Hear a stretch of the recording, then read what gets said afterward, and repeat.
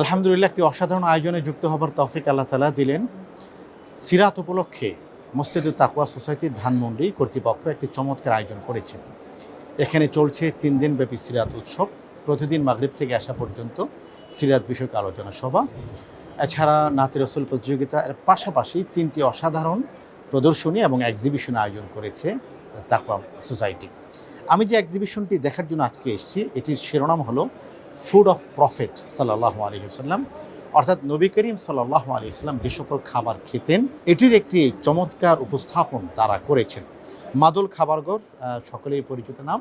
তো মাদাল খাবারঘর এই প্রদর্শনীটি করেছে। আপনারা দেখতে পাচ্ছেন যে রসুল করিম সাল্লাল্লাহু আলাইহি ওয়াসাল্লাম তিনি খাবার পানি খেতেন। সেই পাত্রটা কেমন ছিল এর কিছু বর্ণনা হাদিস পাওয়া যায়। এমন একটি পাত্র আমরা দেখতে পাচ্ছি। আল্লাহ রসুল সাল্লাল্লাহু আলাইহি ওয়াসাল্লাম লাউ খুব পছন্দ করতেন। আল্লাহ রসুল শশা খেতেন, গাজর তিনি খেতেন, মিষ্টি কুমড়ার কথাও হাদিসের মধ্যে এসছে, আমরা এটা দেখতে পাচ্ছি। খেজুর রয়েছে বেশ কয়েক প্রকারের।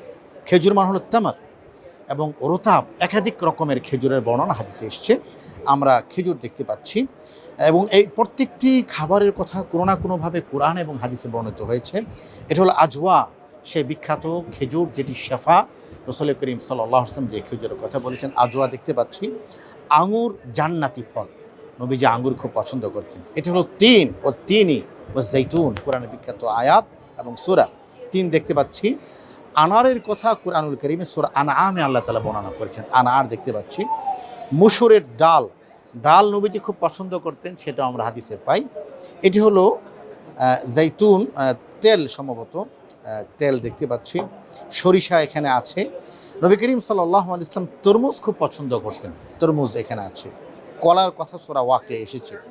গমের রুটি আমি একটু যদি আপনাদেরকে দেখাই, গমের রুটি, নবী করিম সাল্লাল্লাহু আলাইহি ওয়াসাল্লাম যে ধরনের রুটি খেতেন এর মধ্যে গমের রুটিটা অন্যতম। গমের রুটি দেখতে পাচ্ছি আমরা। তারপরে দুধ, লাবান, নবীজির খুব প্রিয় একটি পানীয় ছিল লাবান। একটি হাদিসে এমন এসেছে যে রসুল করিম সাল্লাল্লাহু আলাইহি ওয়াসাল্লাম 3টি বস্তু দিলে এটি কি না করতেন না। 1 নম্বর হলো দুধ, তারপর মধু, এবং তৃতীয়টি আমি ভুলে গিয়েছি, এই হলো দুধ রয়েছে। তারপরে অনেকগুলি রয়েছে। এটিকে জৈতুন, আচ্ছা মাশাআল্লাহ, জৈতুন দেখতে পাচ্ছেন আপনারা। জৈতুন কোনটা, অলিভ কোনটা, হালকা একটা বিতর্ক আছে, কিন্তু এটা জৈতুন মনে হচ্ছে। জৈতুনের তেল, নবী করিম সাল্লাল্লাহু আলাইহি ওয়াসাল্লাম জৈতুন তেল একাধিক কাজে ব্যবহার করা হতো।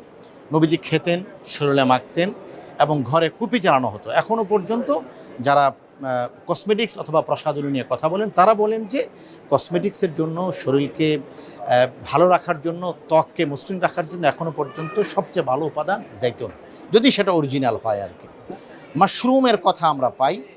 এটা হলো নেহারি, আমরা বলে থাকি পায়া, যেটা রসুল করিম সাল্লাল্লাহু আলাইহি ওয়াসাল্লাম তিনি খেতেন, এটি আমরা হাদিসের মধ্যে দেখি।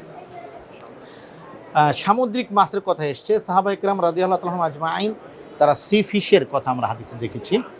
সাহাবায়ে কেরাম একবার অনেক বড় একটি মাছ তারা শিকার করলেন, এত বড় যে মাছটির চোখের মধ্যে ল্যান্ড করা যায়, নামা যায়। সামুদ্রিক মাছ নবীজির খাবার। কিসমিস, এটি রাসূলুল্লাহ সাল্লাল্লাহু আলাইহি ওয়াসাল্লাম বিশেষ পছন্দ করতেন কিসমিস, তবে সাইজটা একটু বড় হলে ভালো ছিল। ধন্যবাদ।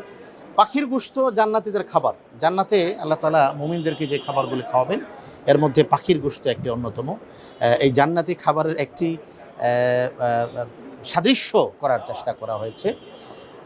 এটা রয়েছে মধু, আল-আসিল। রসুল করিম সাল্লাল্লাহু আলাইহি ওয়াসাল্লাম মধু এবং কালোজিরার অনেক গুণ বর্ণনা করেছেন। মধু, মোরগ, যেটার কথাও আমরা হাদিসের মধ্যে পাই। ঘি, নবী করিম সাল্লাল্লাহু আলাইহি ওয়াসাল্লাম ঘি খুব পছন্দ করতেন। সিরকা, রসুল করিম সাল্লাল্লাহু আলাইহি ওয়াসাল্লাম খাবারে অধিকাংশ সময় গোশত জাতীয় খাবার হলে আল্লাহ রসুল সিরকা ব্যবহার করতেন। সারিদ হলো নবীজির প্রিয় খাবার। রসুল বলেছেন খাবারের মধ্যে সারিদ যেমন অন্যতম, আমার স্ত্রীদের মধ্যে হযরতে আয়েশা তেমনই প্রিয়তাই অন্যতম। তো সারিদ, এটা আসলে খেলে ভালো লাগতো, এটা ডিসপ্লে করা হচ্ছে মাশাআল্লাহ। তারপর আমরা দেখতে পাচ্ছি কালোজিরা।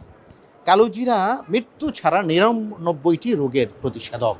কালোজিরা আপনারা দেখতে পাচ্ছেন, এবং ইতিমধ্যে কালোজিরার তেল হচ্ছে, কালোজিরার তেল আমরা দেখা যাচ্ছে। কালোজিরার মধু হচ্ছে, এটা হলো পনির।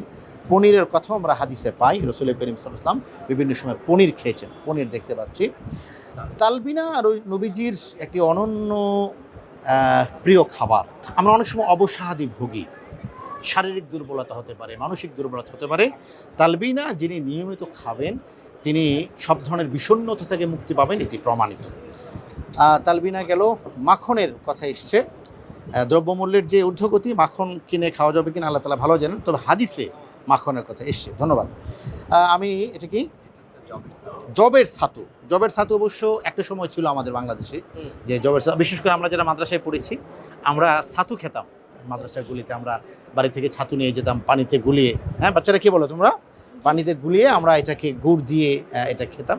আলহামদুলিল্লাহ, ফুড অফ প্রফেট সাল্লাল্লাহু আলাইহি ওয়াসাল্লাম একটা চমৎকার আয়োজন উপহার দেওয়ার জন্য আমি মসজিদে তাকওয়া কর্তৃপক্ষকে অত্যন্ত ধন্যবাদ জানাচ্ছি মাদুল কর্তৃপক্ষকে। আমরা আমাদের মসজিদের সম্মানিত ইমাম সাহেব মাওলানা আব্দুল হাফিজ মারুফকে এখানে পেয়েছি, যিনি আজকের এই আয়োজনটির অন্যতম উদ্যোক্তা। আমি যদি ভুল না করে থাকি মারুফ ভাই, আজকে যে এক্সিবিশনটি আপনাদের এখানে দেখলাম ফুড অফ প্রফেট সাল্লাল্লাহু আলাইহি ওয়াসাল্লাম, এমন এক্সিবিশন আমার ধারণায় বাংলাদেশে শুধুমাত্র তাকওয়া মসজিদে করেছে, সম্ভবত এটি দ্বিতীয়বারের মতো। কোন ধরনের প্রেরণা থেকে, চিন্তা থেকে আপনারা এই চমৎকার আয়োজনটি করেছেন? এটা আসলে আমাদের যে আজকের আয়োজন, বিভিন্ন সিরাত কিংবা মিলাদুন্নবী যে সকল আমাদের দেশে অনুষ্ঠান হয়ে থাকে, এগুলো একটা সামাজিক অনুষ্ঠান বটে। এ সকল অনুষ্ঠানের মধ্য দিয়ে যে বিষয়টি ফুটে ওঠে তা হচ্ছে নতুন করে নতুন প্রজন্ম অনেক বিষয় জানতে পারে, রাসূলুল্লাহ সাল্লাল্লাহু আলাইহি ওয়াসাল্লামের জীবনী সম্পর্কে জানতে পারে, এবং তাদের মধ্যে একটা নতুন করে উদ্যমতা তৈরি হয়, নতুন প্রেরণা আসে যে রাসূলের বই পড়ে তারা সুন্নাহ মোতাবেক জীবনযাপন করবে। একই সাথে আমাদের সানাউল্লাহ ভাই যেটা জিজ্ঞেস করেছেন বা বলেছেন যে ফুড অফ প্রফেট মুহাম্মদ সাল্লাল্লাহু আলাইহি সাল্লাম, রাসূলুল্লাহ সাল্লাল্লাহু আলাইহি সাল্লামের যে খাদ্য তালিকা, প্রিয় খাদ্য, এগুলো বাচ্চাদেরকে বা মানুষকে যতটা বলে বোঝানো যায় বা পড়ে যতটা বুঝতে পারবে, যদি চাক্ষুষ কেউ একবার দেখে তো তার হৃদয়ের গহীনে বিষয়টি গেঁথে যাবে। এতে করে যা হবে তা হচ্ছে এই যে আমাদের দৈনন্দিন খাদ্যাভ্যাস পরিবর্তন হচ্ছে, সেক্ষেত্রে সুস্থতার জন্য আমরা যদি আবারও রাসূলুল্লাহ সাল্লাল্লাহু আলাইহি ওয়াসাল্লামের খাবারের দিকে ফিরে যাই, আমরা আবারও সুস্থ থাকবো ইনশাআল্লাহ। তবে এর মাধ্যমে আমাদের নতুন প্রজন্ম জানবে যে আমাদের হৃদয়ের মণি, আমাদের সবচেয়ে প্রিয় মুহাম্মদুর রাসূল সাল্লাল্লাহু আলাইহি ওয়াসাল্লাম তিনি কি খাবার খেতেন, কি পছন্দ করতেন, সে বিষয়গুলো আমরা জানতে পারছি, আমাদের নতুন প্রজন্ম জানতে পারছে, আমাদের বাচ্চারা দেখার পরে তারা জানতে পারছে। এবং আমাদের এই ধানমন্ডিবাসীর কথা আমরা যদি বলি, যে আমরা যখন একটা আতর বা স্মেল ব্যবহার করি, সুগন্ধি ব্যবহার করি, তখন অনেকে প্রশ্ন করেন যেটা কোথা থেকে নিয়েছেন, যদিও ওনারা আলহামদুলিল্লাহ অনেক দামি দামি স্প্রে ব্যবহার করেন। তো এই যে আমাদের ন্যাচারাল কিছু আতর আছে বা সিরাত গ্রন্থ রয়েছে, ইসলামিক বই রয়েছে, এগুলো কালেক্ট করতে গিয়ে ওনারা অনেক সময় দ্বিধাদ্বন্দ্বে ভোগেন কোথা থেকে নেবেন। যখন দেশ সেরা এই আতর কিংবা বিখ্যাত এই বইগুলো আমাদের এখানে আসে, এর মধ্য দিয়ে আমাদের মুসল্লি ভাই বোন, আমরা বোনদের জন্য এখানে টাইম রেখেছি 2 ঘন্টা করে প্রতিদিন।